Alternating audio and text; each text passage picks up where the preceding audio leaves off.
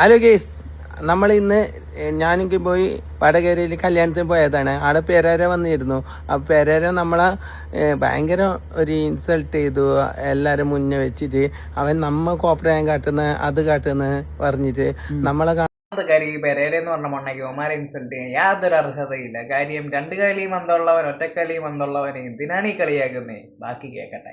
ഓടുന്നത് എല്ലാവരും കല്യാണത്തിന്റെ അവരെല്ലാം എന്തെന്ന് അറിയില്ല. ഞങ്ങൾ സ്റ്റേജിൽ പോകുമ്പോൾ അവൻ ഓടുന്നത് നമ്മളെ ആള് എന്തോ അവനെ ചെയ്ത പോലെ നമ്മൊന്നും അവനായിട്ടൊന്നും ഇത് ഒന്നും ചെയ്തിട്ടില്ല. വെറുതെ നമ്മ ഇങ്ങനെ കളിക്കുന്നത് അവന് സഹിക്കാൻ പറ്റാഞ്ഞിട്ടാണ് അവനിങ്ങനെ ചെയ്യുന്നത്. പിന്നെ ഇനി അവൻ ഓടുന്നത് അവൻ ആരെങ്കിലും അവിടെ അടി കിട്ടുമോ എന്ന് പേടിച്ചിട്ടായിരിക്കും. കാര്യം മുക്കിന് അടി കൊണ്ട് സ്വന്തമായിട്ട് ഞാൻ ഡയറക്ടറാണ്, ഞാൻ ആക്ടറാണ്, ഞാൻ കൊമ്പത്തെ മറ്റവനാണ്, മറച്ചവനാണ്. മച്ചാനെ ഒരു പിണ്ടിയുമല്ല.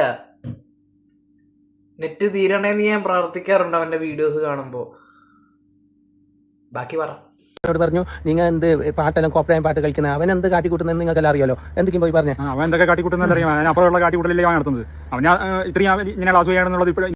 എടാ, ഒന്നാമത്തെ കാര്യം, ഇപ്പൊ അവൻ്റെ കൂടെ കുറച്ച് പിള്ളേരൊക്കെ ഉണ്ട്. അപ്പൊ അവന്റെ വിചാരം എന്ന് പറഞ്ഞാൽ അവൻ വലിയ ആക്ടറാണ്, അവൻ വലിയ സെലിബ്രിറ്റിയാണ്, ഒരു മാങ്ങാത്തൊലിയല്ല.